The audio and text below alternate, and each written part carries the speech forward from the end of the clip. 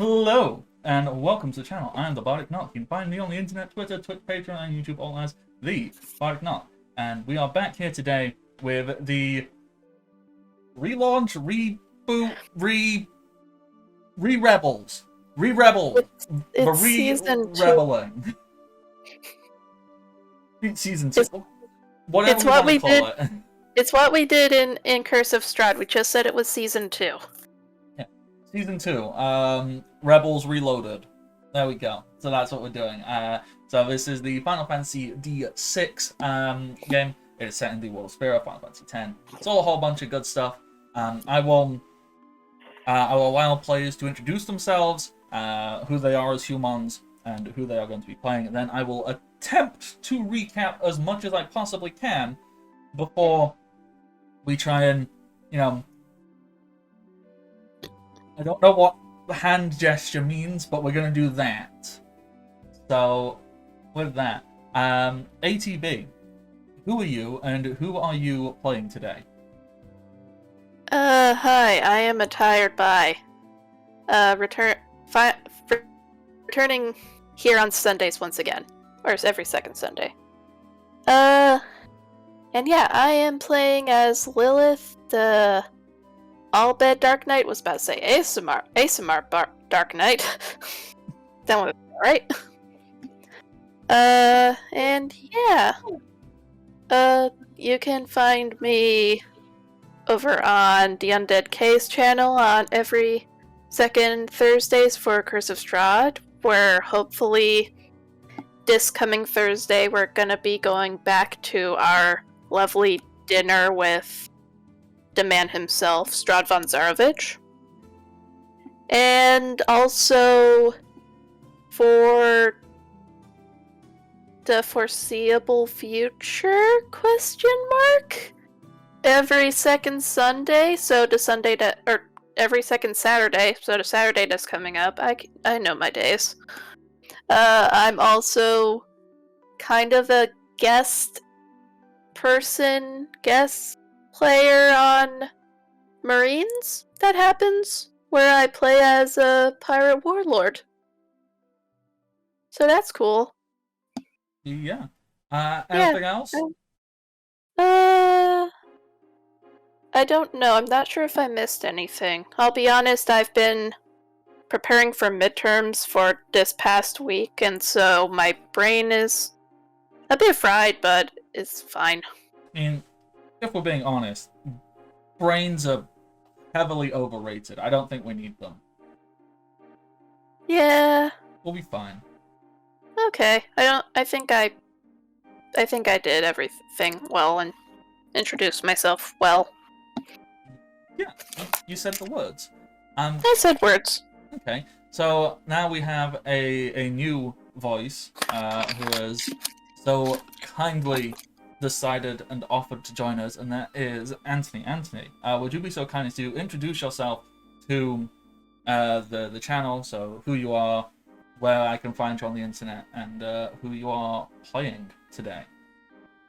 Hi y'all, I am Andy or Anthony. I've been off stream for a very long time, so this is kind of putting my feet back in the water to rejoin wonderful streaming communities. I am playing Kirby, who is fascinated with all things mechanical, planning on being an engineer, and then all of a sudden time stopped behaving properly, and they might be pursuing a new path. I think that's all I got for now. I love how Final Fantasy that is. I was an engineer, then time got weird. So, ugh. And I took time to the knee. It honestly just sounds like my path of college of like, I was gonna be X, but then COVID hit, time got weird, and so now I'm doing Y. There's like more nuance to it, but you know. Yeah. That Not a whole lot more nuance to it. I just find it very amusing. it's interesting, and I'm very excited to meet more, to meet Herbie and learn more about them and what we are doing. And then finally, we have our resident boom cat, Rain. Who are you? Hello, I am Rain Hayes. I play Reno Boom, who is just pure chaos. As for where else you can find me, I somewhat do monthly games on So Many Games when they do Helping Heart Hands. I tend to volunteer for a game or two, and I'll try to get into a regular game there. But other than that, I don't really go anywhere else. Yeah, I think a pandemic hit most of us so hard, but not only did we stop going outside, we stopped like appearing online as well. Just like, ugh. You can find products of mine though on Dungeon Masters Guild. I have been releasing there. You have been pumping them out a little bit. Have you been inspired recently, or just Mostly bored. I come up with character ideas and then I can't figure out how to make certain things fit those ideas, so I just make them. if it doesn't exist, make it. There you go, sorted. And so, what would I have to search on Dungeon Masters Guild to find that stuff? If you search Rain Haze, a lot of my products will pop up, but I have discovered that you actually have to hit enter for all of my products to pop up. It'll show a list of about 18 if you just write in my name, but if you hit enter, it'll show all 25. There you go. So do that. I recommend them. They're very, very good stuff. Very well balanced, fun homebrew. Same. I've seen a few of the more recent stuff that Rain has put out, and it is super good. Yeah. And for one of them, I know I've been hoping to find a game that I can use it in, but yeah. Okay. And with that is all the human beings introduced. To just give a little awareness thing on Natch. Natch decided it was best for them to take a little step back from things. Obviously, we love Natch. Natch has an open invite to come back whenever he feels he is able to. So we love Natch. Just wanted a little break because they weren't feeling so great. And now we're here. So, Rebels of Spira. How do I recap this? So, the Rebel... this is trying to get, like, an entire... I don't even know how many sessions we did. Like, 15, 16 sessions or so. I'm going to try and recap that as much as I can. To something vaguely resembling sense, which is hard enough when we actually break down what this group has done. So, originally, the rebels all met in a dream. It's a good start for making sense, right? Yes, I mean, it's Final Fantasy, that just happens. And in the dream, also met a lovely young summoner named Raiko, and essentially were set upon the task by some ethereal, almost omniscient child person saying, hey, kill Sin. Thumbs up. To which Rebels went, what? I think the instructions were unclear, so they stole a boat. The instructions unclear, still boat. Like that's what I assume. This boat just so happened to belong to one of the maesters, who is a not at all thinly veiled stand-in for a former president. It really is. EXE has stopped working. I don't know when it happened, but somewhere in my mind, this game just became an excuse for Bardic to complain about its like social issues and mock incompetent politicians. Like that's kind of what happened. So that's what it is, and that's where we're going. So we did that. Stole Perump's boat. Went off. Found a temple that sank into water. Made friends with a whale, who for some reason we gave a gun to. Everyone has guns, apparently, according to our little image on the screen there. Don't know why I'm pointing at my screen. You can't see why I'm pointing at my screen, but I'm going to point at my screen. So, yeah, I'm going to stop that now. So we did that. Made friends with a whale. That's pretty cool. Went to Besaid, did some stuff, met some people. A very angry summoner named Val, and her perfect, wonderful ball of goodness guardian named Hans. They're our friends now. We explored some ancient ruins. After we made friends with a weird dragon bird thing, that was important. Made friends with a weird dragon bird. Explored some ancient ruins. We think the ancient ruins used to be a flying boat. We're working on it. We then went to another island where we made friends with a fiery demon dog man. And whilst there, also got into a fight with Bojo, who turned out to be a giant worm, so we killed him.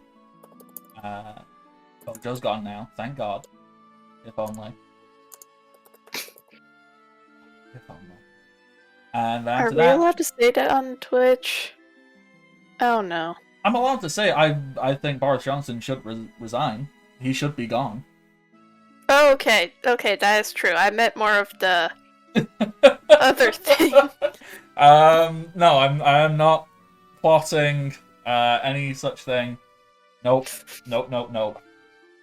So we left that island after killing the giant worm, and we then got caught in a maelstrom of sorts. Got eaten by a giant sea serpent. Turns out that giant sea serpent just teleported us to some alternate reality that is often perceived as the afterlife. We hung out there. We had some introspection. We met a very handsome man who said, "By the way, I'm actually that giant sea serpent that ate you. Let's be friends." And then also told us about some giant spooky weapon that the Not Good Church is doing stuff with. I'm like, oh, we should maybe find the giant spooky weapon before the Not Good Church does it. Then after that, we got spat out, and we landed at a small temple. The temple was very electric. We made friends with probably the worst character I have ever created, and I loved them, being Probably. So I made friends with Probably, and their all-terrain vehicle, which is just a golem, which just exists. Then after making friends with a old goat man, he's a man who's also a goat. He's old, and he does electric. Made friends with him. We then got on the all-terrain golem and headed out to a swamp. We met Biggs and Wedge. Had a conversation with Biggs and Wedge, convinced them to leave the church and join us. And then we were traveling across the swamp. And that is where we left off. As we were traveling across the swamp, a large fish with the face of a cat, with a monocle, a top hat, and a cigar, came leaping out of the water. Where did the cigar? How did he get a cigar? Don't question it. Studio Ghibli. It's underwater. How did he light it? We don't question what the fat catfish can do. He lit it because Hayao Miyazaki said he did. Pretty much. Okay, fair enough. So that is where we left off. Now, I'm trying to remember how to play this game, because it's been a while. So this might be a tad ropey as we ease ourselves on in. But, from what I recall, almost always, with the exception of like a full-on actual ambush, the player characters are allowed to act first in a combat situation. Does anybody have an immediate reaction to the giant fat catfish leaping out of the water? This, like, think of like the most cliched New Yorker-esque cartoon where they are showing the depiction of capitalism in a fat cat with like a big Cheshire cat grin. Yep. This is a commentary on the whaling industry. Wasn't that just Moby Dick? I mean, honestly, I just like the term fat cat, portmanteaued with catfish. So I was like, it's a fat catfish. It just amuses me, that portmanteau. There's a lot of small, punchy words put together that make zero sense, but just make me smile. Just say fat catfish. Say that and not smile. I dare you. Okay. So, fat catfish jumps up, is going, or whatever the heck it's doing. Does anybody have an immediate response to this? Like, oh god, here we are on our little golem that's chugging away across this swamp. That thing could probably eat us whole, because just to emphasize how big this thing is, you're probably about the size of one of its nostrils, your golem. So, it's big. Just as something to keep in mind, you just presented me with a thing that is both a fish and a cat. So either my character wants to eat it or fight it, but either way, there is violence within the action. This was also one of my reasonings. So, Lilith, Reno, do you have an immediate reaction to this? Stabby, stabby. Because my sword is also whip. Okay, so sword whip. Do you remember how to make an attack? I rolled. I think it's 2d6 and then plus the accuracy. That sounds correct to me. I think that's it. If you're using, isn't it plus whatever? Oh no, you're right. Because the type isn't right. Yeah. Okay, I'm caught up. Okay. And I rolled.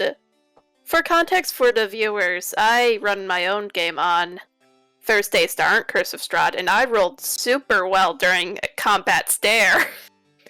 I got 3 19s in a row once during that game, so I hope that it's a sign that Lilith will roll well. If not, I disown her. Okay. I didn't roll 9. well yesterday, so. Now, I need to double check. I've got this somewhere, so excuse me while I get confused and remember where things are. Okay. Well, because if memory serves, it's normally quite easy to hit stuff in this game. And I feel a 9 is pretty dang good. Okay.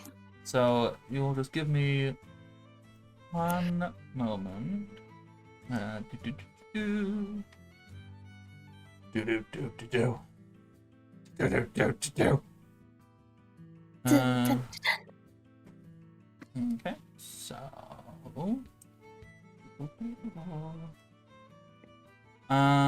okay, yeah. A 9...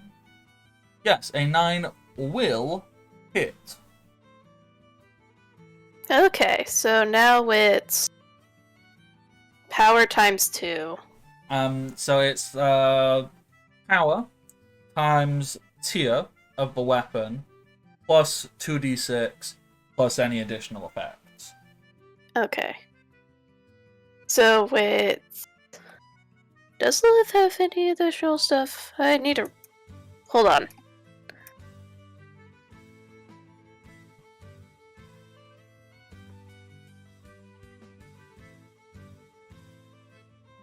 Okay.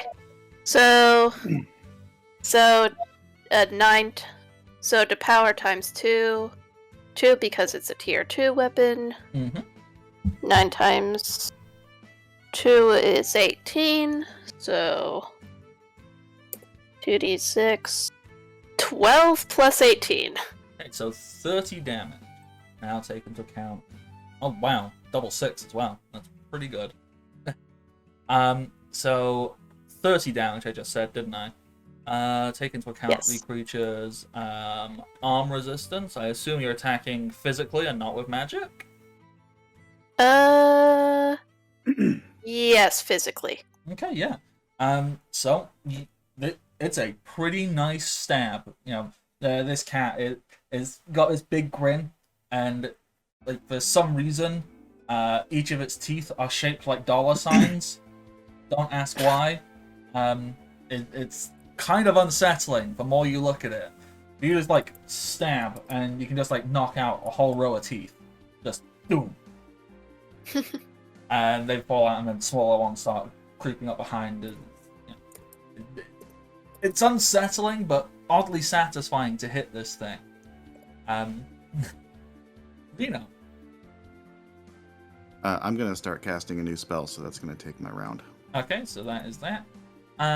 Okay. So what the catfish is going to do is, because this is Final Fantasy, and because it can just do this for plot convenience.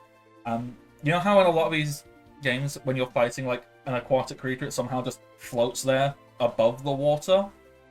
Yeah. Yeah, it's just doing that, so it's not constantly going in and out and in and out. So it just kind of floats there, hovering above the water, and it kind of like leans back so you can see its belly, and it puts its little fins on its belly. And it starts laughing.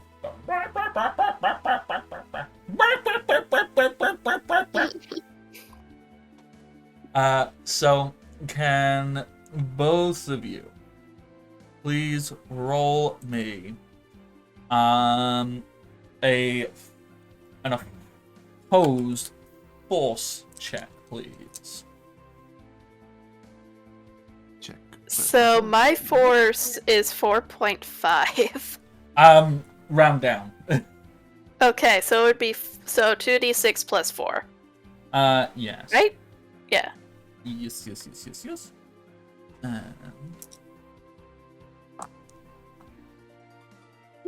Okay.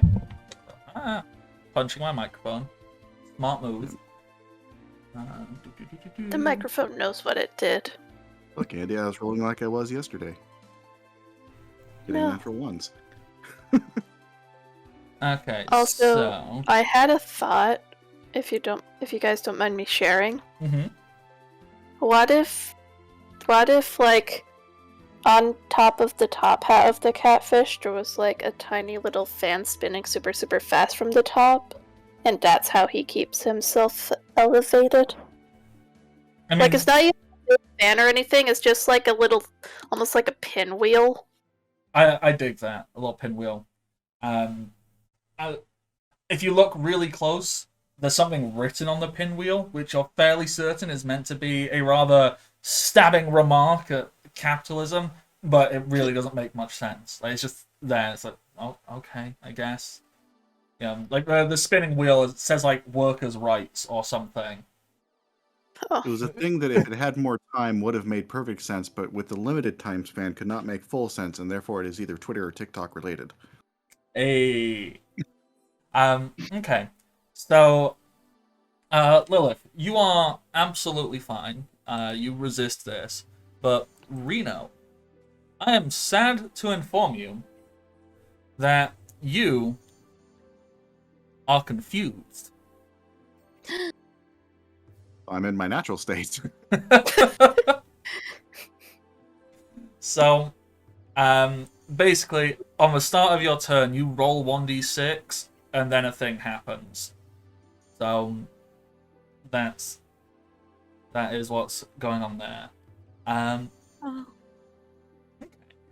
So, obviously, you have all of your companions. They're all reaching around to take care of other things. So, Val and Hans, they're like trying to steady the bow. Biggs and Wedge, they're cowering. Probably is waving at the catfish, the fat catfish, and looks like they want to go and try to make friends with it. Oh. Like, oh look, he's just a big kitty. He wants to be our friend. I like the big kitty. Oh, okay. And Raiko's like, no, stop. That's why Raiko isn't in the fight. They're trying to pull back probably from getting eaten. And Malcolm is currently driving the golem. That's where all of that is. So just to why I'm not bothering doing everybody else. Now, And Tauntaun is distracted because otherwise we'd win this immediately. Tauntaun is on the floor, hands pressed out against Probably's leg, like stopping Probably from moving forward. Okay. So, there's a whole lot of chaos going on, just as one would expect. What one wouldn't quite expect is a weird electrical disturbance that seems to be forming not out of the sky, but just in the air. So it's not from above, it's not the clouds, it's just kind of like there. Like this crackling of electricity, and you're fairly certain that the air is like twisting and warping slightly. And then it almost sounds like there's a crack. And as this occurs, Andy, what is being seen? Like, who is being seen in this crack that slowly appears to be taking the shape of a doorway? All the sudden, once the doorway kind of opens up, a very hairy, 5'8" humanoid has a flapping leather lab coat floating about, going, "I'm sorry, I'm late. And rushes through and kind of looks around and goes, "This doesn't look like physics class." And is just kind Go of with theoretical bewildered distance. and blinking, and I field trip. And in addition to the lab coat, he's carrying with him 6-foot-ish. It looks kind of like a wrench with a bunch of different attachments dangling off of one end of it. Mm-hmm. But it's like 6-foot-long wrench. And he's just kind of looking around at a loss. I just love this. It's just like stepping out of this floating doorway. Like, somehow you're suspended above the water. You haven't stepped out onto the all-terrain golem, but you're just kind of like floating there for a second. Like, you're fairly certain if you take another step, you will stop floating and fall in the water. So you know your next plan, your next action needs to be planned fairly carefully. But it's definitely a strange sensation. Lilith, I'll ask Lilith first because Reno's very confused because of the laughing fat catfish. Lilith, what is your reaction to this lab student with a 6-foot wrench stepping out of a door in the sky? Lilith just kind of just looks at them and is like, and I guess to Herbie, it's just this like tall woman dressed in what seems to be more fancy looking Dark Knight armor, like with a full mask, with like just a mask on, and she's just like, I assume you didn't mean to come here. I don't think. You need help there.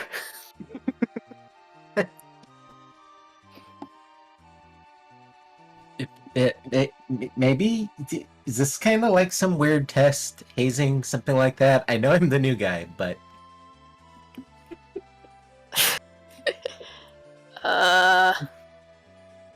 I have no idea what hazing is. Just spoken completely in character of just like, huh? College life. Reno. I know what hazing is out of character, though. Reno, do you want to roll your d6 and see what kind of Sure. action you're taking right now? Probably shouldn't do that in stream chat. 2. 2. Just ask the viewers to roll dice for us. Okay, so on a 2, you attack an ally or heal an enemy. So, what are you doing? Just slap Lilith on the back of the head. Hey, Well, please- the downside there is that I was already charging up a spell. Mhm. And I think the only action I can take when I'm doing that is to release the spell. Well, So the way spells work, like, since it takes like a long action, a slow action even, so it comes all the way around and then you go. You still then have the actual action of this turn, so a spell would go off as it was originally planned, I think. I'm not 100%, or if the confusion just full on interrupts the spell. I'm not 100% on that. But then the action for this turn, that would be the slapping your friend or healing the enemy. Either way. I don't have any healing spells, so I'll just let the... Yeah, so the spell would go off. Well, for ease, we'll say that's going off as originally intended. Just boom. Okay. So what spell were you doing? I was using fire. Okay. So, please explain, please describe this. As the fire just goes boom. So normally, when Reno casts her offensive spell, she uses Goblin Bomb, which looks like a giant metal cartoon bomb that has a fiery goblin face grinning on it. In this particular instance, when that bomb shows up, the whole thing catches fire, and she throws the entire fireball at it. Okay. So just oh no. eat the fireball. That's going to hit the fat catfish. It's going to be power times 3 plus 2d6. Yeah, that sounds right to me. So I just read 2 things on Lilith's sheet that I forgot to put in, because I got one thing that has extra information and one that apparently I didn't fully update. Apparently I had a thing called follow through on her current sword, which is on a critical hit can make another attack. So she could have gotten another attack in last time, but I won't bother rerolling. Well, you didn't hit critically. You dealt critical damage. Oh, right. Sorry. No, don't worry about it. And then there's apparently on her armor right now, jagged. When struck by a short-range spell or attack, opponent takes that amount of points of damage. Okay, so this could be bad for Reno. If you get hurt, Rain, I'm sorry. Keep in mind, Reno originally and continuously is a blue mage. She is used to getting hit by really weird things. Okay. Okay. So, 24 fire damage on the fat catfish, who is still leaning back, like soft white underbelly, fully on display, and the fire hits her, and it doesn't look like it deals loads of damage, and the fire looks almost as if it's not fully effective, because this fat catfish is like covered in a thick, moist substance. But it's left a smouldering mark, and at that moment, the fat catfish, it stopped laughing, and even though its head is like tilted back, and it's leaning back, you see its head like dagger down and glare at Reno. And instead of having its big smiley face, it frowns. Like, you have upset the fat catfish. Or at least you've got its attention. And then, in my confusion... Okay, so who are you going to try and slap? I'm going to try and slap Lilith. And the way I kind of view it happening is Reno being very confused, kind of tries to flip off and then hit the catfish, but it's that very drunken, I'll follow through, turn completely around, and hit the person behind me, kind of thing. Okay. So, yeah, go for that, please. Roll accuracy.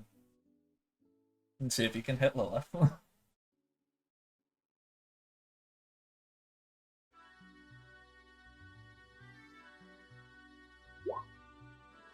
I'm not rolling great. Lilith, what's your avoidance? Avoidance is a 6, so that actually does hit. Okay, so Lilith, you're getting a slap.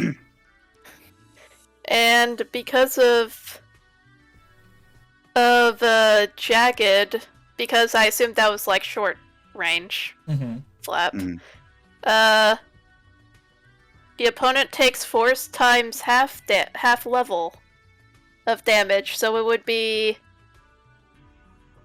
it would be 5, half of 5. Round down to 2. So it'd be 4 times 2, which is 8. Yeah. So there's that. Now, there is one upside to this. Because of how confusion works, every time you take damage, there's a 25% chance of it being broken. So, We have become the Three Stooges. Yay! apparently. So, if you want to roll yourself a d4, and your choice, 1 or 4, will break you out of confusion. We'll say 1. Oh, and how much damage do you do to Lilith, by the way?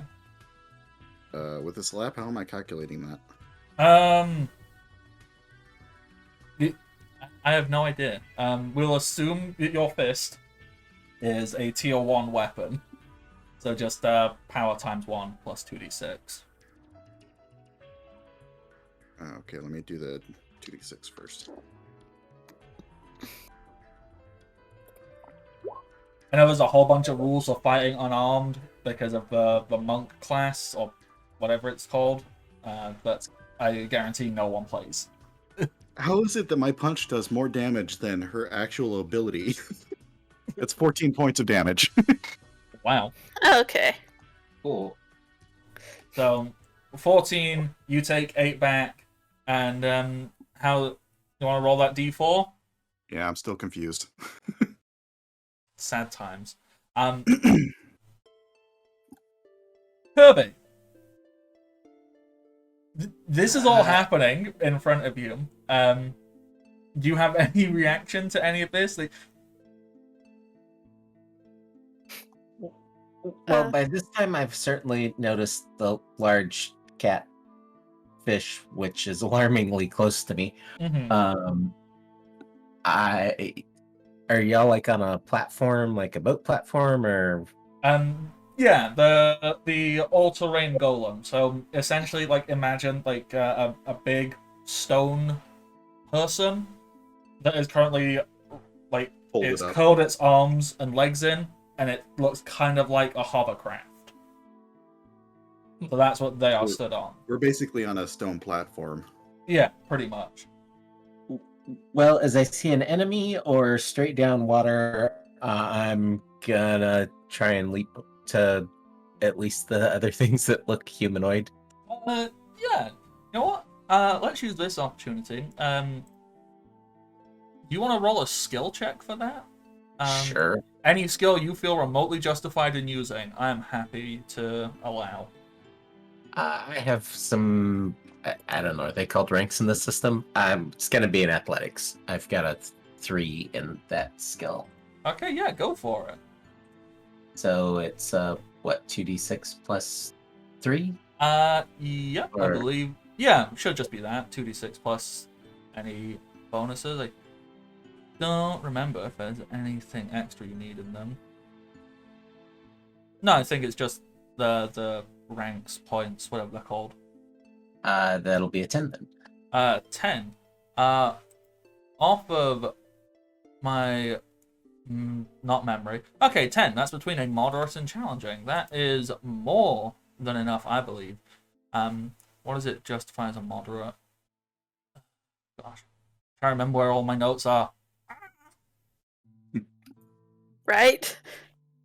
It's just like, where is everything? I've had all these written down, and I'm now going, wait, where is everything? What did I do?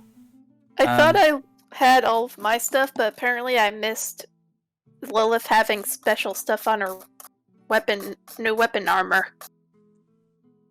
So It is fine. very easy to misplace things. Skills. That's where the information would be. Okay, so between moderate. Okay, so moderate, pick an average lock, see a tomb buried in the shadows, lie through Imperial Guard.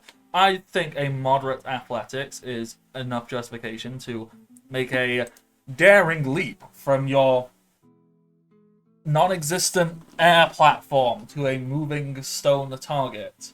And just please feel free to roleplay this as much as you like. Do you do a flip? Does it look cool? Yeah, totally. It's like that uncertain start because I don't appear to be standing on anything, and it's a little disconcerting. But I do that like leap and kind of do a graceful tuck and roll. My staff more seems to follow me than being carried. That's really cool. It behaves kind of weirdly. But I, tuck roll, bounce to my feet, and go, well, this is an interesting car. How's it move? Not entirely sure. You look over and you see there's a vague semblance of like a driver's seat, and in that there is a fairly like quite tall, broad-shouldered, muscular man in like strappy leather, who's sat there kind of like just holding on to this like glowing white orb, and he goes. He looks at you and shrugs like, oh.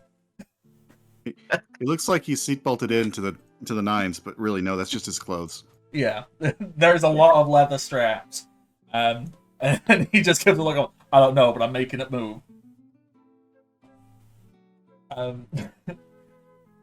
So, I'll say that skill check. I'll say that was a fast action, so you still have access to do other things on it before you have to go, and that's my turnover. So if you would like to join in the fray, if you would like to go, so how about that weather?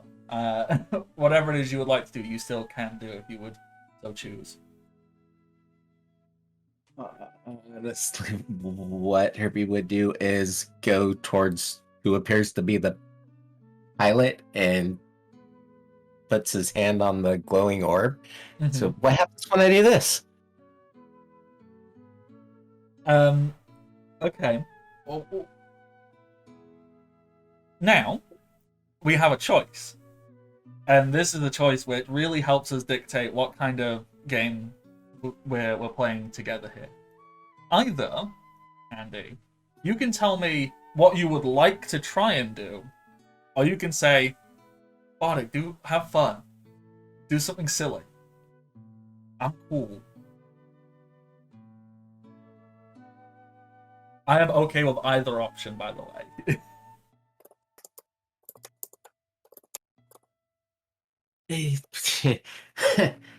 I would try and make it spin. Like, just Uh-oh. one on its axis, 360, not so I'm not spinning anybody off the top, just rotating the platform all the way. Okay. Now, is there a skill you would like to roll for this? Because I know there are skills for operating vehicles and such.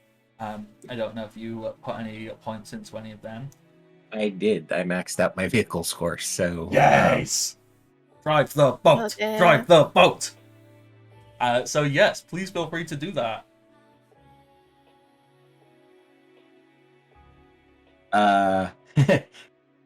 So 12 plus 6 is 18? 18. Now, 18 on our little checklist. That was a critical. Oh, that's a critical as well. So Yep. that actually gives you a bonus, I believe.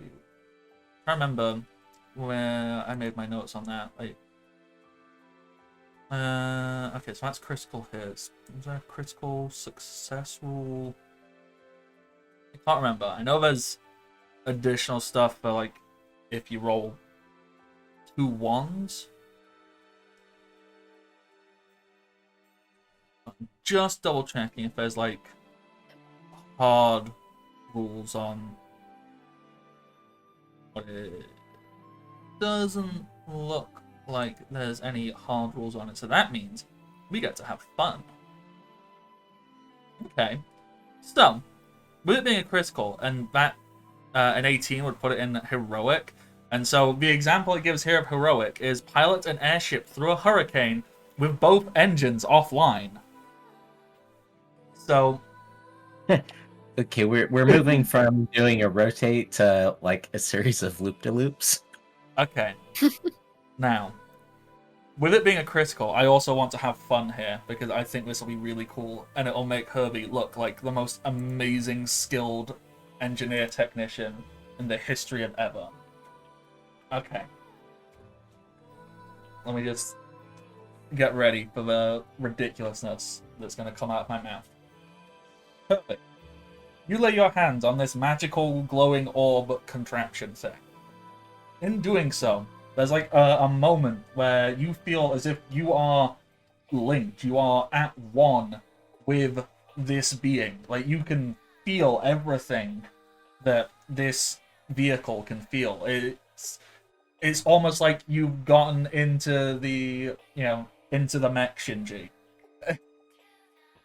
And at that exact moment, the all-terrain golem kind of propels itself out of the water, half transforms its back end, which is behind, into its legs, that then spin around very rapidly, and it does a series of rapid kicks against the fish, whilst maintaining all of you on a perfectly stable, like almost gyroscopic platform, as it just continuously kicks this fat catfish a sizable amount of damage. In fact, what is your vehicle skill at? Sorry, plus 6. plus 6. Okay, so can you do for me? Let's say your mind. So can you do your mind stat times by 6 plus 2d6, please? Mind stat times 6 plus 2d6? Yeah.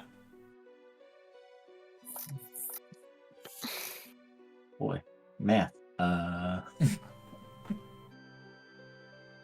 It's one of the really great but really bad things about this game. There's very little adding.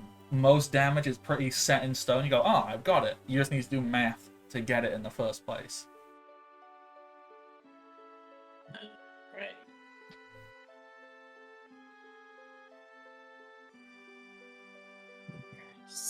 Six times mind plus 2d6. That'll be 84. Jesus Christ. Okay, so 84 damage from this rapid series of, helicopter leg kicks. Just the fat catfish is looking pretty beat up. It's gotten lots of comedic like lumps sticking out of it, and it seems to have like a little cloud of smoke above its eyes. It looks fairly close to being almost immediately defeated from such a ridiculously powerful attack. Reno, Lilith, how do you react to what this stranger has just showed up and done? I am arguing with the stone elbow of the golem. I mean, that is a reasonable reaction. Lilith, what are you doing? Lilith just looks at the stranger and just shouts. Normally, in another situation, I'd be mad and confused, but also you seem to do a sizable amount of damage to that thing, so you're off the hook for now. Lilith, you've not actually had an action this round, have you? Oh, I have not. No. So, Lilith, how do you follow that up? Well, the previous time went so well. I'm gonna try to cut up some more catfish sushi. Do it, do it, do it.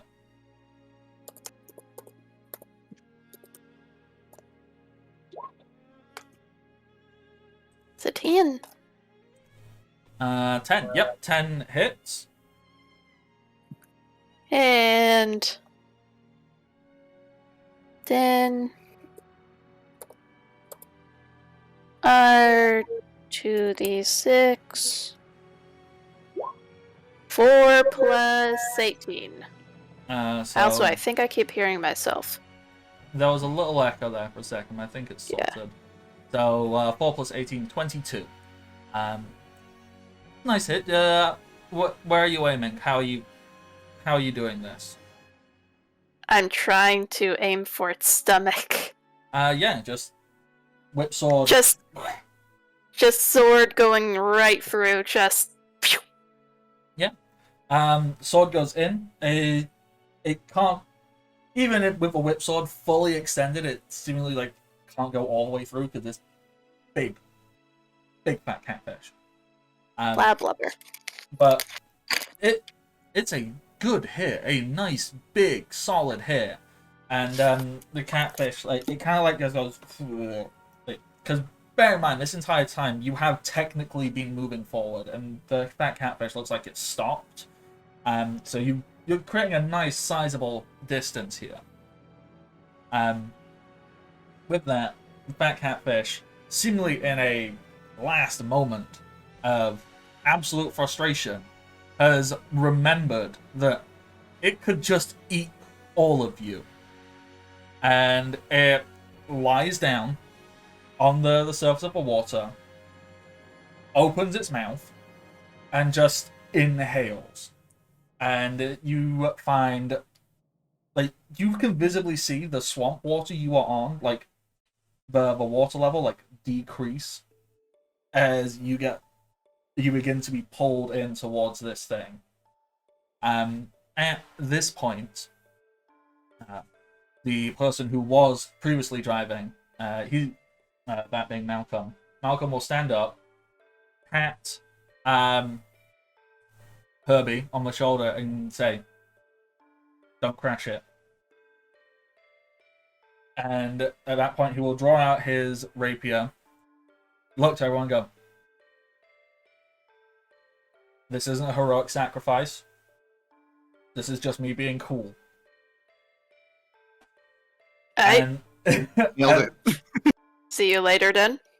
at that moment, he just like leaps off the back of the golem, to like straight into the like giant open maw of the fat catfish, and you see this bright flash of like crimson vermilion in the shape of a Z go across the fat catfish as there's a pause,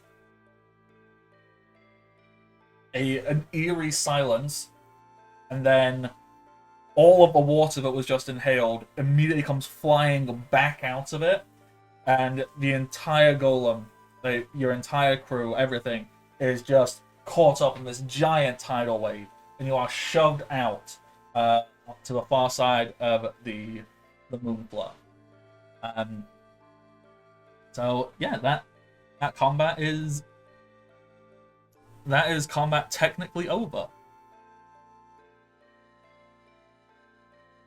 That was a surprisingly quick one. I wasn't expecting that much damage so fast.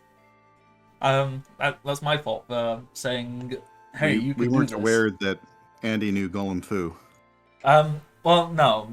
You know what? It's my own fault for not taking that into account. Yeah. So, through various levels of consciousness, you will find yourself on the far shore of the Moonflow. The golem is like wrapped around a tree, You'll see Val is sat in a branch, looking fairly perplexed by everything. Probably you can't see probably anywhere. You see He's probably fine. he's probably fine. Probably fine. You see Hans has got Biggs and Wedge like tucked under his arms. Raiko is like standing up, dusting himself off. How Lilith, Reno, and Herbie, how do you think you landed? And what does this scene look like? So we'll start with Lilith. Lilith, how did you land on the shore? And how are you pulling yourself back together after that? I'm going to think that in like the true fashion of, oh no, the first thing I'm thinking of is Meta Knight. Lilith is just face down on the ground as her mask is just like arms reach away. Mm-hmm. And so to the camera, the camera just sees her get up, not facing it, kind of dusting herself off, realizes the mask isn't on, and then just quickly goes and grabs it. Yes. Because screw it, I am milking this bit for whatever it's worth. It's a good bit, milk it. Okay. Herbie, how do you want to imagine you landed on the far shore? You are currently muted, by the way, Andy. Just a heads up.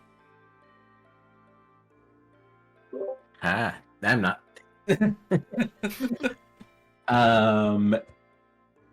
Yeah. Wake up, kind of, not in a high branch of a tree, but up in a tree, and startle when it comes through, and you get kind of that cartoon yell. It falls out of the tree. I'm fine. I like this. And then finally, Reno, how did you land?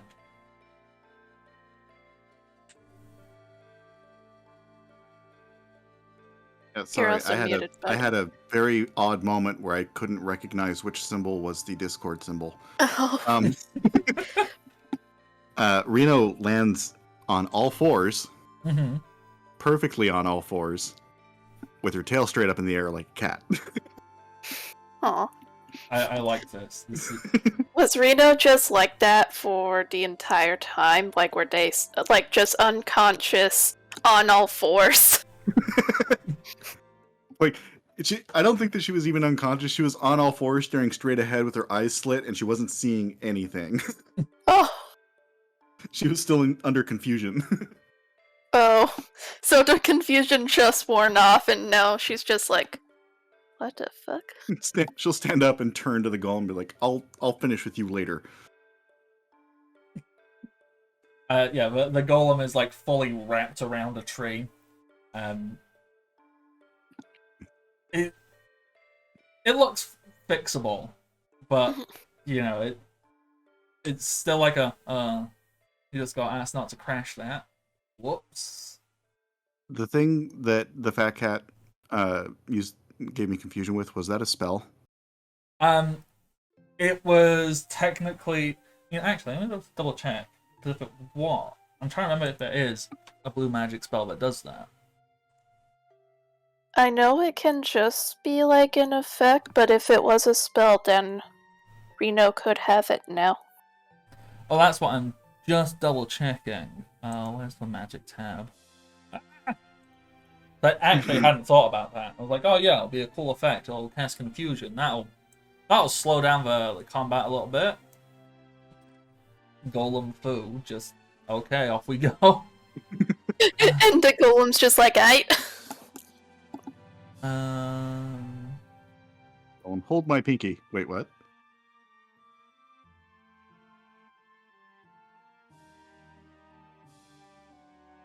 Where is...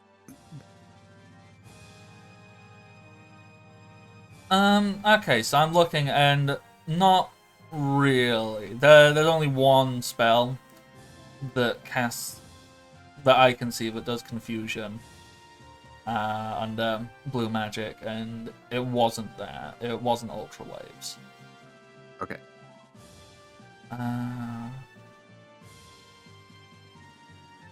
That's a ludicrous spell as well. I was just reading it going, wow. Oh, all blue magic spells are ludicrous spells. That's Yeah, it's like that's a blue mage thing. mind times 8 plus 2d6. Also, you can choose to be confused yourself to gain +4 to the roll. Yeah, Oh, wait, what? Why? okay. Because blue mage.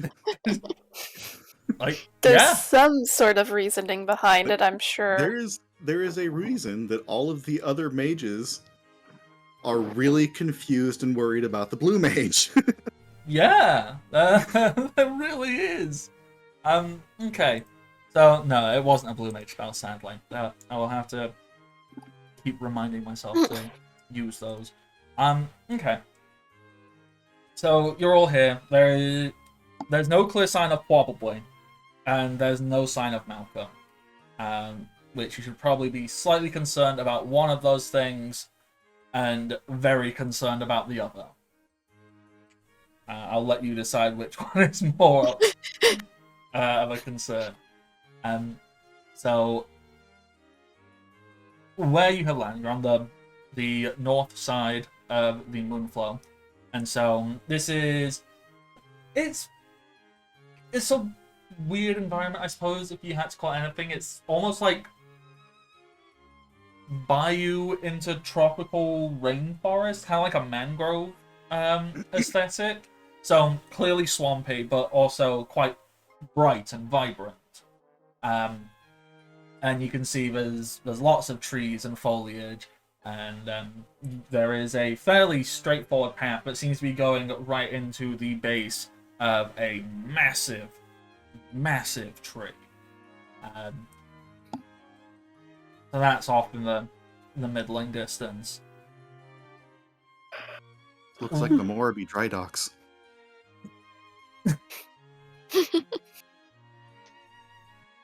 You forgot where Reno's from, didn't you? I just remembered. Well, what did Reno say? That's a place in Final Fantasy XIV. Oh.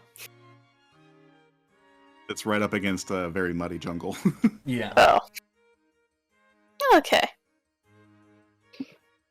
So, what is the plan? Because obviously you wanted to head to Guadalsalam. You know that Grand Maester Perumpt is there doing something that he probably shouldn't be. Doing nefariousness. Yeah, nefariousness and wickedness and nasty, mean, bad person things. On the map, how far north on the Moonflow did we go? Okay, so let me get this map. To like here, or was it over here? Okay, so the Moonflow. You were down about yonder, and you have now been flung to approximately here. Okay. So you're quite close to Guadalsalam. The fat catfish probably attacked about here. And flung you the rest of the way. I was trying to move the sprites instead of move the guns a bit. Okay, so Raiko, did you want to go to Guadalsalam and confront somebody who is very high up in the church or at least discover what nefariousness is happening? Or... Well, at the very least, we kind of need to pass through Guadalsalam. I suppose we could maybe, climb over it, but Guadalsalam's one of the only ways to get to the Thunder Plains, and the Thunder Plains is how we get to Macallan. It's a whole thing. So I think we kind of have to go through. Well, I suppose my question is, once we get to Guadalsalam, What do you want to do? or are we going to investigate? Um. Okay, so out of character question to remind me, are you known? Are you like known criminals, or did they never figure out it was you who stole the boat? They never figured it out. They never found out we stole the boat. And then the boat got sunk. Yeah, and the ones that we kicked off the boat, um, they might recognize Reno because it was Reno and Kupo's character that actually went on the boat. Yeah. But they never caught our names. Okay, yeah. So you, plus you it's also entirely possible they couldn't have been believed. Yeah, because it's kind of weird. The guards meant to guard this golden ship. Well, they came out of nowhere. These two individuals that took us all on. A cat and a Moogle attacked us. A cat and a Kupo. So really, it's possible that no one knows. Okay, that's just me double checking because I couldn't remember. So Raiko kind of says, well, look, we have a problem with them. They don't know we have a problem. So theoretically, it should be quite possible to just kind of get in there. And I'm technically a summoner of Yevon, so maybe I can pull some strings and we can get in there and maybe learn some stuff, or we can maybe just heads down and try and pass through. Maybe. I mean, that is a possibility. Also, or we could also send Noctu and Tauntaun. Where are they anyway? We want the city to still be standing. Also, hi. Raiko is looking up in the tree where Herbie was and then down to the ground. He goes, hi, I'm Raiko. I don't know who you are, but thank you. It was very, very impressive. Are you like a golem mancer? Is that your thing? Hi, I'm Raiko. I said that, I think. It's okay, Raiko. My name's Herbie. That thing's called a golem? It's cool. Do you know how it works? Reno's gonna look up. Where the hell did you come from?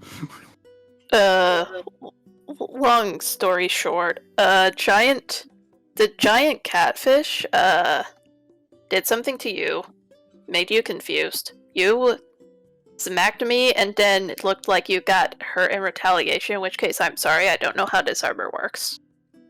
Malcolm did something to it. I haven't seen Malcolm around, though. But, I mean, it's Malcolm, so...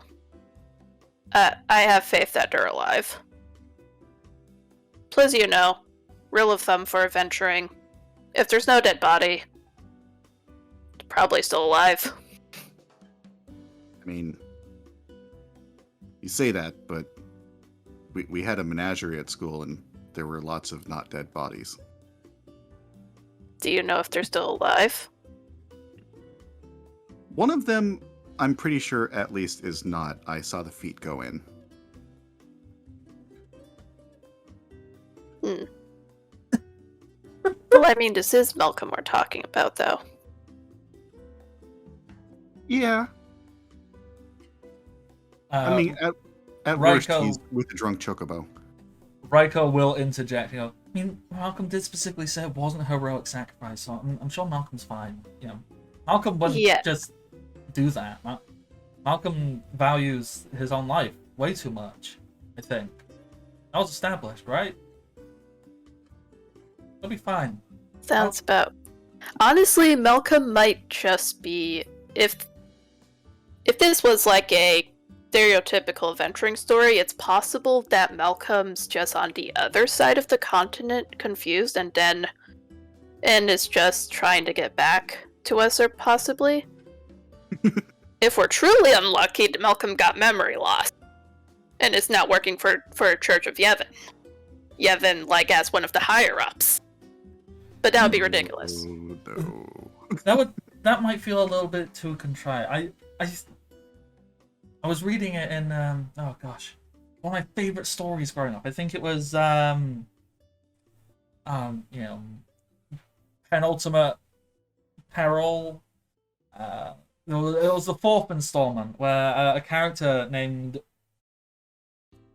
Sid leapt off a flying ship to stop some people, and he just showed up later in a hospital bed. It was fine. I'm sure it's that.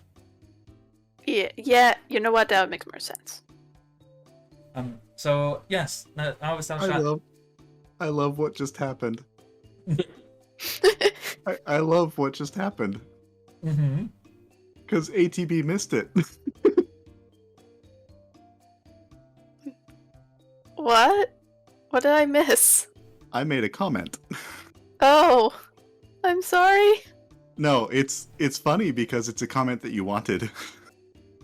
It was a backstory comment. Fuck. It was about Was it about like the menagerie and defeat going in? I think it was more to do with Sid. Oh, Sid. I'm gonna have so much fun with this. This is gonna bother me so much. So Raiko will turn back to Herbie and just kind of, we'll help you stand up, and Raiko will kind of wave their hand, and because this game is very kind, outside of combat, like MP just isn't a thing, so Raiko can just fully heal you for free. So, bloop, you're fully healed up, and Raiko will go, so, where are you from? Because I don't know any spells that just do that. Are you from the far plane? We went in there through a whirlpool, and maybe a giant sea serpent's mouth, and we got out through something. I don't know. Where are you from? I'm from the school at well, where am I? Because this doesn't look like home or school. And who's gonna give me a note so I'm not in trouble? It's week 1. I can't be missing class. I mean, the only school I know of was clerical school back at the temple, but that doesn't sound like anything. Reno keeps talking about a university. Reno, is a university the same as a school? a university is a very big school. Oh. Yeah, it's big school. It's so easy to get lost in. Yeah, universities are weird like that. We had one room that kept changing locations. I heard stories about that. The upperclassmen were telling me my school's got one too. Did you try to go to that classroom? No, I was in engineering and I ran through the kitchen and I was on my way to physics and Was it now I'm wet with the lump on my head. which physics? Reno's getting suspicious now. Which physics?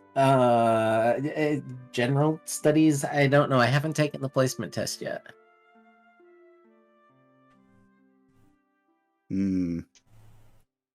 Wow. This sure is a weird coincidence that you're both from weird schools that I've never heard of, that don't sound like they could exist anywhere in Spira. I didn't know there were two. Spira? What's that? That's where we are. I mean, we are in the Moonflow near Guadalcanal, but the whole thing, our entire world that we're aware of, that's Spira. It's like Sphere, but Definitely took a wrong turn somewhere because that doesn't match up with my geology test. That same thing happened to me. I was on my way down to engineering and went through the wrong door.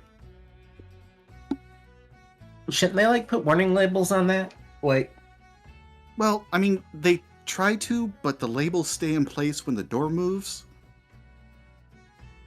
So like you have a warning label that's on like closet now. And you just kind of see that light bulb moment from Herbie. Oh, well, that makes sense now.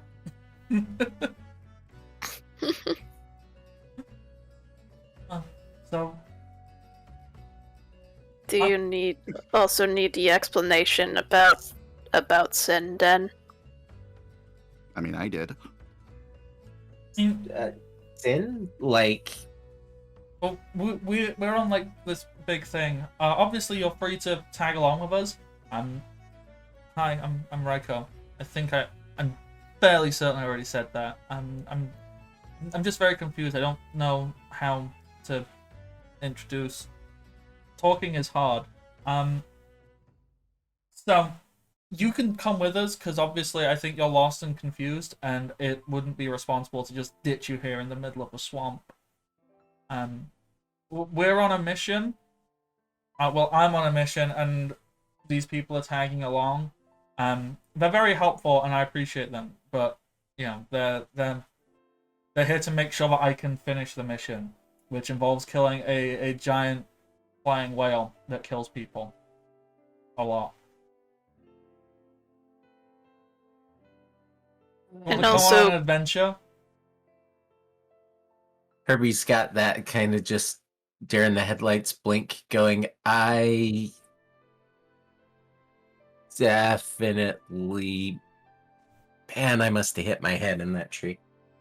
Sure, I'll come along. Sleep, being by myself probably isn't a great idea. And Would it help if I said that external studies count towards credit? Oh.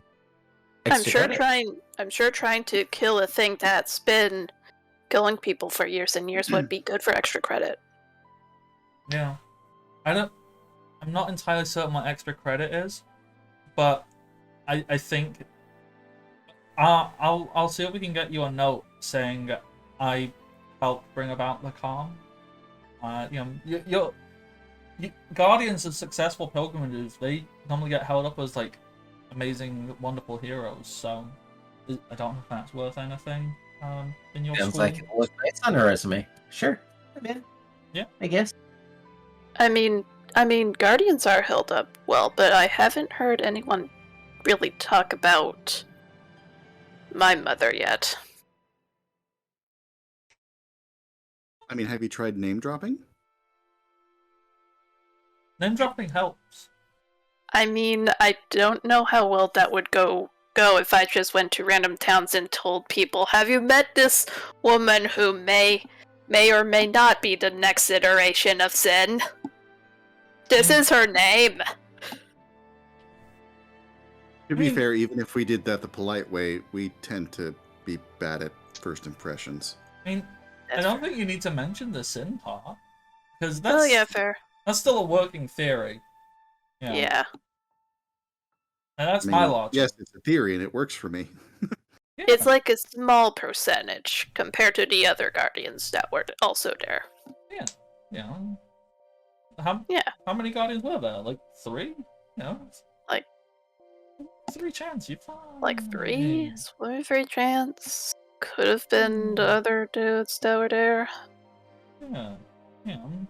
We're really selling this whole quest to our new friend here. Yeah, we are. Don't worry, it's a really cool quest.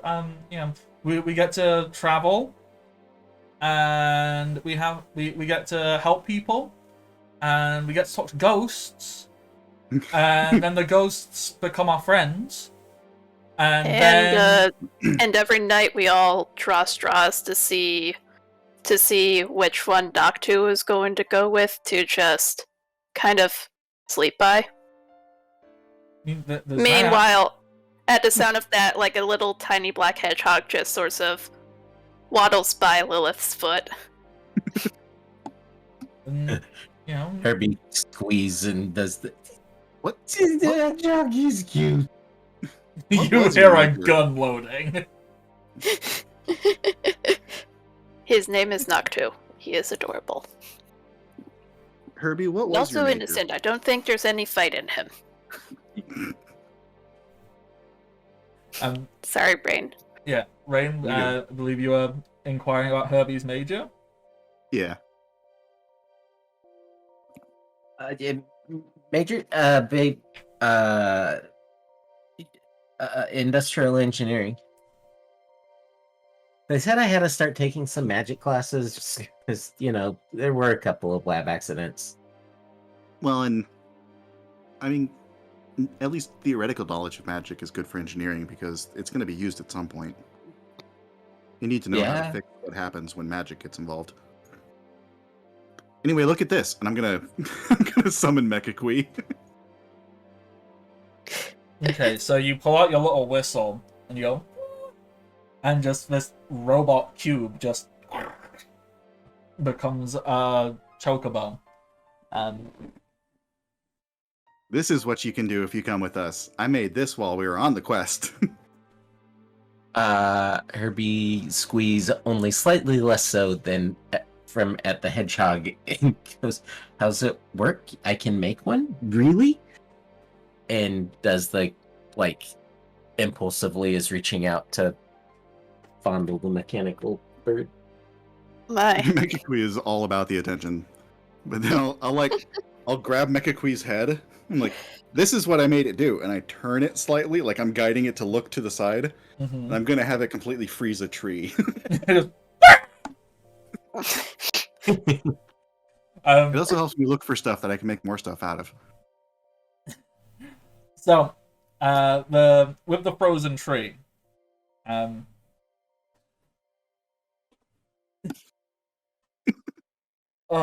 just trying to think what would be the funniest way to break the tree. Maybe the tree was already starting to fall, and then it just freezes. I mean, Val has been sat in a tree just very casually, so I like the idea that that tree gets frozen. And there's a little, there's a pause, and then. Sorry, you were gonna say.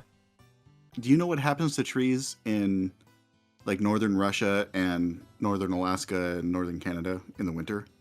No. Trees that have sap. The sap freezes and causes the tree to explode. Yep.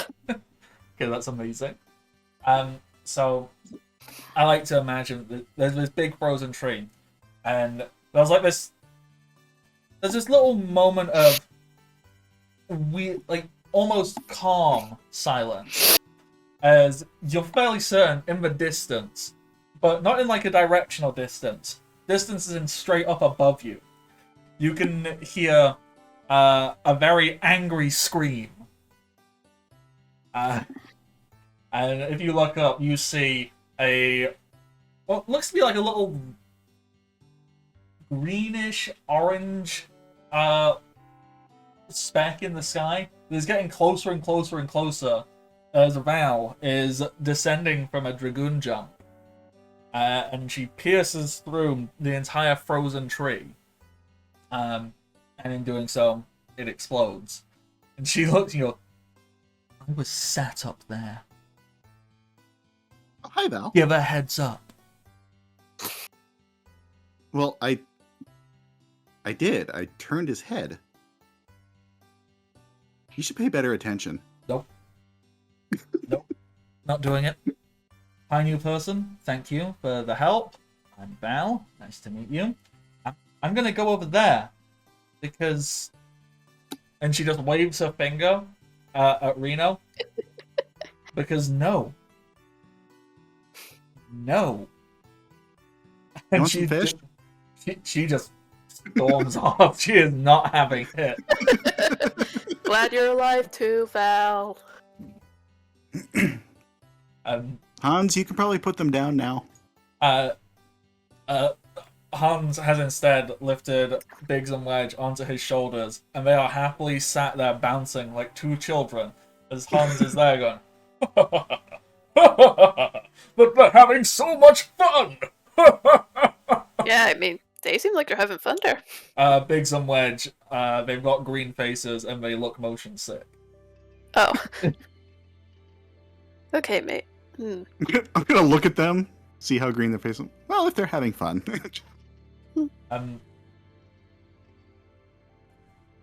Okay, so the plan is go out of Salam. Mm-hmm.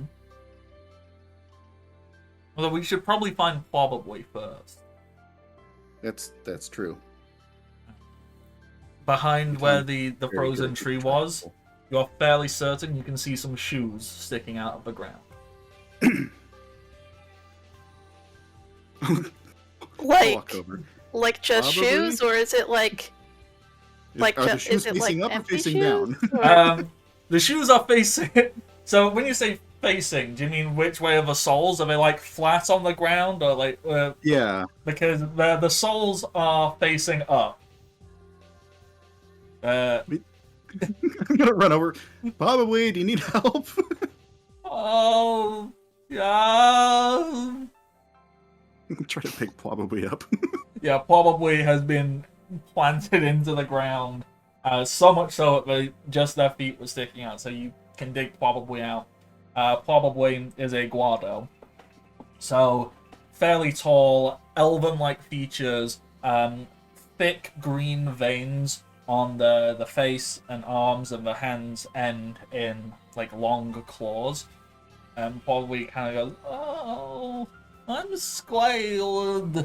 What happened? Where was the kitty fest? The kitty fest was gonna be my plan."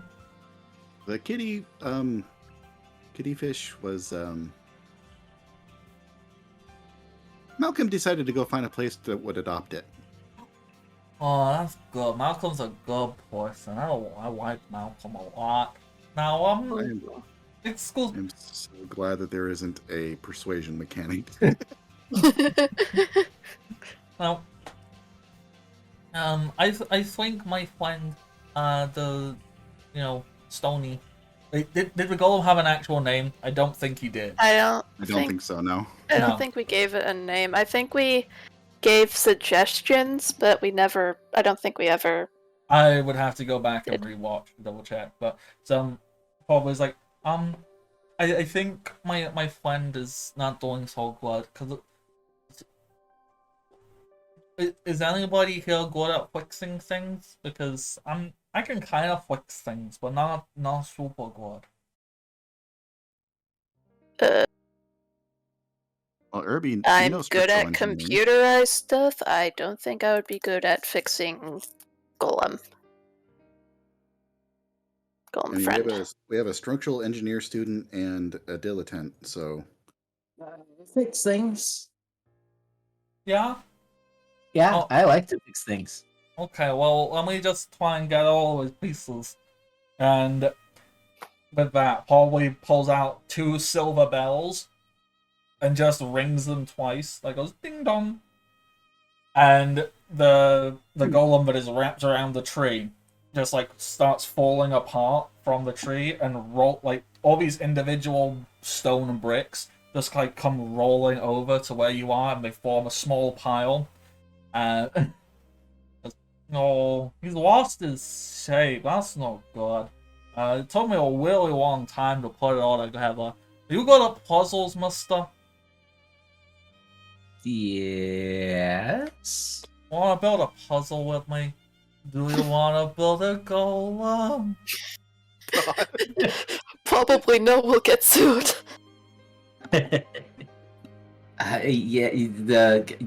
Yeah, I built a thing. Okay. So I'll do this, and no friend will help, and then we'll figure out where we're going next. I don't know. I think I'm just here for the ride.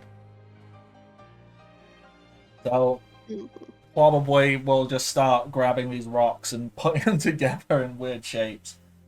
If you would like to assist with that, Herbie. Whilst everyone else, you finally gathered everyone all together, and you go, okay. Plan. We know we want to hit up Guado Salam because we need to go through that. The question is, when you said plan, you were still talking like probably.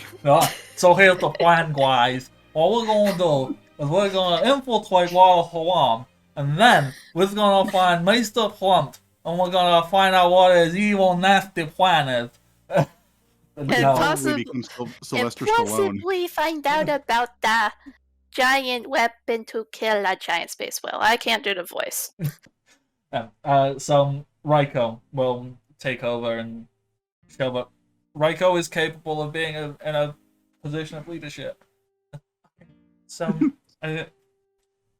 Guano Salon is obviously where we're going. It's just over there in the big tree. Now, what do we technically have the advantage. We know Perump's up to something. So, do we want to learn what it is and maybe expose him? Also, don't we know that he's technically dead? So we could maybe try and send him and just like get that problem taken care of. True, but that would require getting close enough to him to be able to do that. Plus, the sending takes a minute, right? You have to do like a whole dance. It's a thing. Yeah. Plus, I guess it can't be like quickened by both you and Val both doing it at the same time. I don't think so. I mean, Yeah. There's like a small version of it, but it's still like a thing. They need to like stand still. Like if they don't want to be there, you can't really make them be there. They can just like run off. Yeah.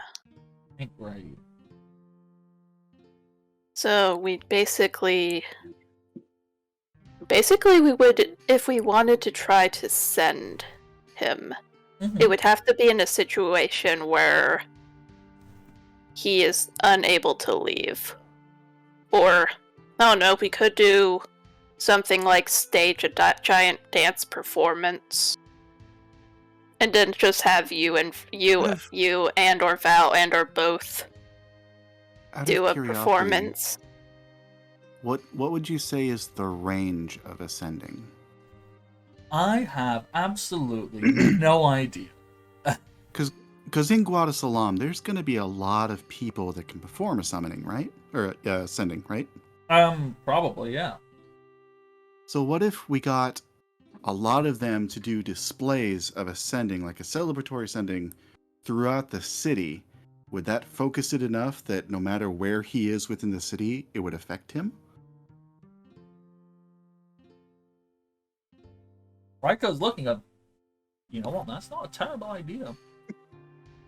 That I don't is know not how a we terrible make idea. my idea. It's not a terrible idea. I'm sorry. I'll try harder.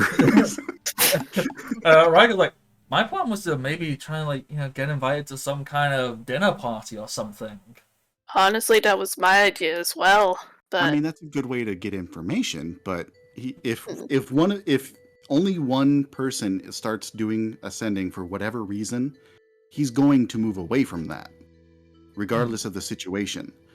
But if it's being done throughout the city, there's really nowhere he can go in time. that is true. Would it require everyone doing it at once, though?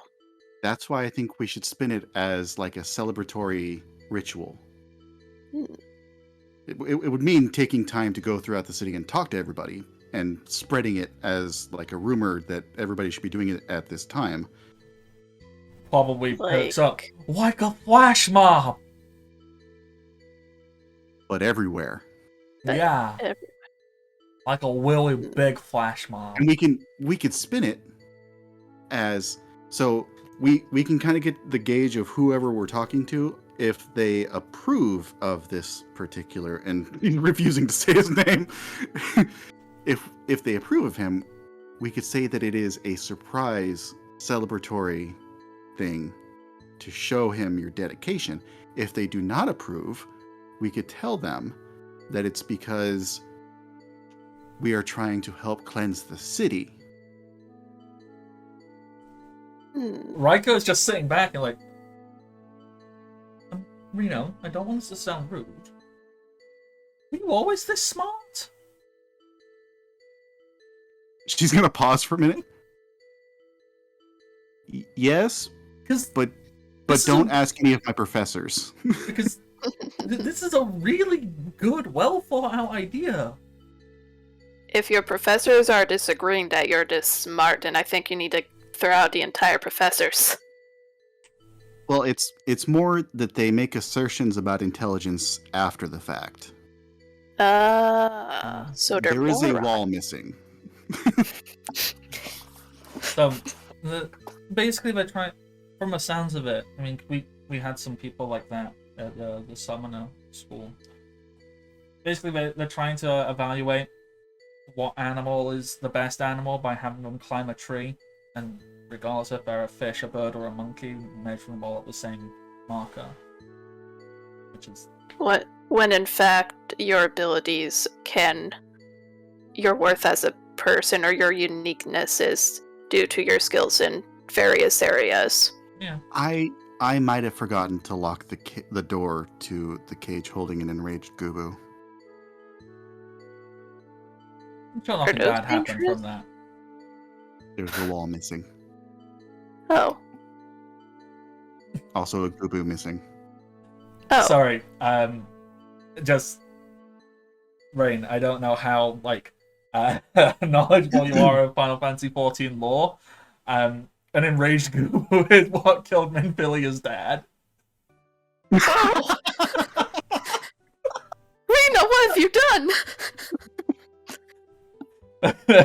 Yeah, that's like the whole thing. Like, Minfilia's dad got killed by an enraged Gubu, and Thancred ran and couldn't save him, but could save Minfilia. So the idea that Reno was responsible for that just makes me chuckle. Somewhere in the background, Reno's just whistling innocently while walking away. Oh, okay. Final Fantasy XIV nerd moment. We'll store that away. Also, Rain, find an image of a Gubu for ATB and Andy if they aren't sure of it, because Gubus are hilarious. I can't even describe them. They're just like these big guys.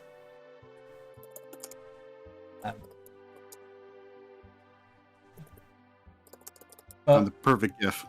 Yeah, so Raiko is very much like, no, this is a really good plan. Like, probably the best plan we have ever had.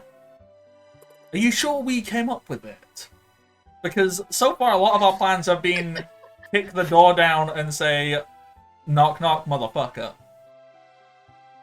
I mean, out of character, I kind of borrowed my line of thinking from the Fire Emblem Fates games, because that is how one person in the party tried to basically reveal that one of the rulers was like a monster in disguise, but... I mean, dinner parties are always a good moment for dramatic things to occur. I think Reno's entire process was just, how do I make a dance party happen? Okay, that sounds more like Reno. Which, I mean, that almost worked in Fire Emblem Fates. Okay. That almost worked. A dance party nearly killed the baddie. You know, I'm down for this. I'm down for this next story arc we're gonna do. I am down for this musical episode, guys. Okay. So with all of that agreed upon and decided, Probably and Herbie have definitely finished fixing up the golem. Who kind of stands back up and adjusts all its joints, and it's the stones that would make its face. They kind of form into a little happy smiley face, and it gives Herbie a hug. The golem is very appreciative of you, Herbie. Aw. Yay, new friends. And yeah, with that, I believe the plan is pretty much set in motion. Infiltrate Water Salam, get it so we can have a dinner party, and then during the dinner party, have it arranged for a giant sending flash mob to kick off. I also... Sorry. No, go ahead. I was also thinking, would it be possible for Raiko, to teach the rest of the party aside from Val how to do descending dance as well? Just so then there'd be even more people. There'd be an extra more people being able to do it. I mean, can definitely learn. I don't know if... Because it's never really stated why only summoners can do this ending, if it is somehow tied into the magic they do, or if it's because it's a ritual. Kind of like how in religions only a priest can baptize someone, but anyone really can walk up to a bucket of holy water and dip a baby's head in it. Like, you don't need to be a priest to do that. So maybe it's not so much the You need to be a act. priest to get away with it. Yeah, I think people would arrest me if I randomly went to the streets, took a baby, and brought it over to a bucket of holy water. So, maybe it's not so much the act, but the ritual itself that requires a summoner. And, it's weird because, it's a religious thing, but also it's a very literal, physical thing. So I'm going to give a soft, yeah, maybe. It couldn't hurt. I think that it would be wise to take time, like a few days, just going throughout the city. Oh, yeah, like to time inform to people explore the and city, check stuff out, do roleplay There's many stuff. people in various locations around the city doing it so that there really is no escape. Okay. I mean, all in all, I feel that we've got a really, really solid plan, which is astounding for this group. We had a pretty good plan of blow up the door that one time. Yeah. Okay. So that actually gives us a really solid place to where we'll kick it off next time and do all this. So is there anything else that we can immediately go, oh yes, this will be like a nice, lovely thing to wrap up on for today? Because I think with that, everyone's like in agreement. Herbie's going to tag along. He doesn't know what's going on, but Herbie's here and he's going to help, and we appreciate that. Everything's a learning experience once they get grades. What do you do? Oh, I'm just here to have a good time. I'm here on a work-study program. This is gonna help Herbie Right, get their internship. hours in. So yes, is there anything anyone else would like to touch on or Raiko's a white mage. Mhm. You're shadowing a magic specialist. Technically, I mean, one step further, Raiko is also a summoner, which is a non-official like magic thing. So that's like, you could say you're researching the magic of summoning. Like you could write a thesis on that. You can write an entire thesis on this entire journey. You can write a case study about if a flash mob ascending can if an entire city doing a sending ceremony can send one guy. So yeah, with that, I think Raiko is very excited because this is like the first time we've had a real plan. So Raiko is gonna encourage everyone to like huddle up and put their hands in. But okay, I read about this one time. You all come in, you all put your hands in, then we all count to 3, and then we all say like the same thing as if we're celebrating a cohesive structure. So does everyone want to come in for that? So huddle up, hands in. Can it be like also that Tauntaun, Mekakui, and Noctu also join into hands in? Yes, it would be mandatory, but they join in. Okay. Mekikui's doesn't have hands, so she just puts her head in. Yeah, so like, so there's all these hands. So there's Raiko's hand, and then there's Val and hands, and probably the golem puts a giant hand in. No, the golem is like puts a finger in. Tauntaun puts his knife in. And then at the end, Mekakui just flops their head on and goes, "Quack!" It's like a dog putting their chin in somebody's hand. Noctu's little paws just there. So all of this is going on. Herbie, do you join in on this? Yeah, absolutely. Hand in, and then Raiko's gonna go, okay, do we all know what we're gonna say? No. I have no idea. Oh, I should have thought this through.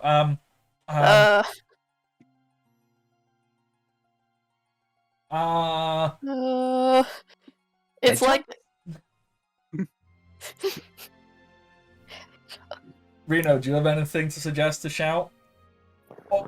Or do we all just go, I don't know, we'll feel it, we'll know what to say. And 1, 2, 3, and everyone shouts something entirely different. Well, Reno knows what she's going to say, regardless of what everybody chooses. Okay, so okay. Raiko is like, okay, no, we'll know. We'll know what to say. We're all on the same wavelength. We've got this plan. Okay, 1, 2, 3. Flash bomb! Down with assholes. Herbie, what do you say? Hamster. And Raiko's like, teamwork! What you does all everyone said. else? What does everyone else say, though? Um, There's a Hans soft quee somewhere.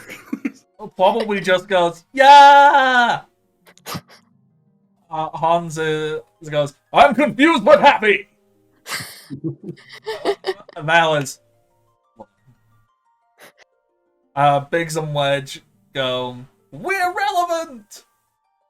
I'm just no. For Val, I'm imagining like she just goes, "I'll need a drink out after this."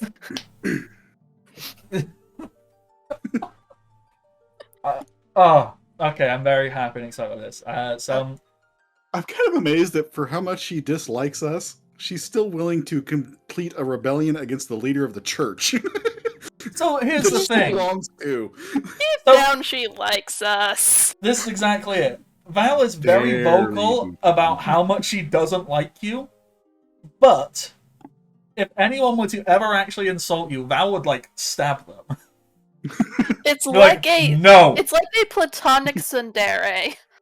That's the thing. If someone was to like insult you or attack you, Val would stab them, spit on them, and go, "No, they're my idiots."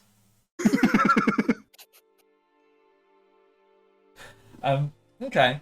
So with that wonderful scene, you can start marching along the path to Guarda Salam, which is where we'll start next time.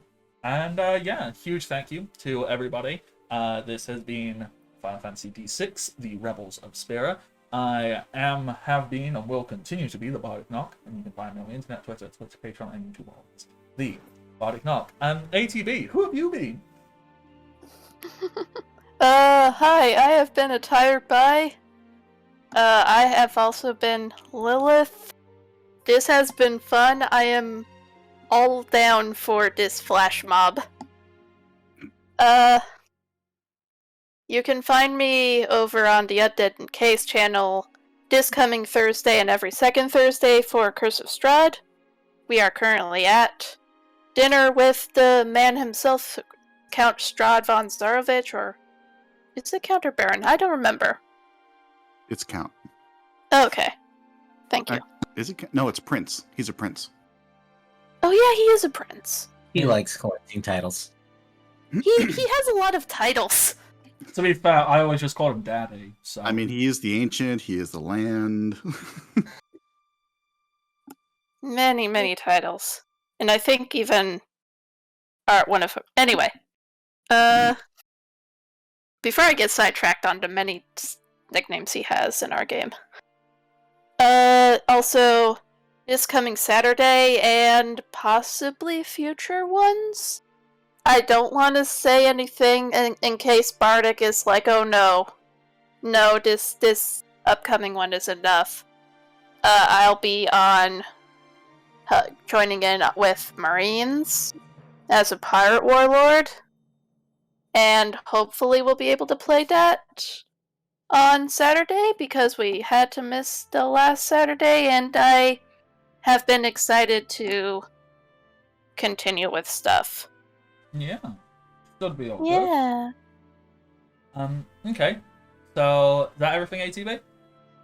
I think so. Also, I'm sorry about being awkward about mentioning the Marines because I guess I just feel awkward because I am technically a guest, so it isn't known if I'm going to be permanent or not. I think you're Oh, thinking no. too much about it. Don't worry. Okay. While you're there, you're there. You don't have to go, I'm Okay. a guest. You're there. You're just there. I'm there. Let's Okay. see me go there. Alright. Andy, who have you been? Where do I find you on the internet? And did you have a good time today?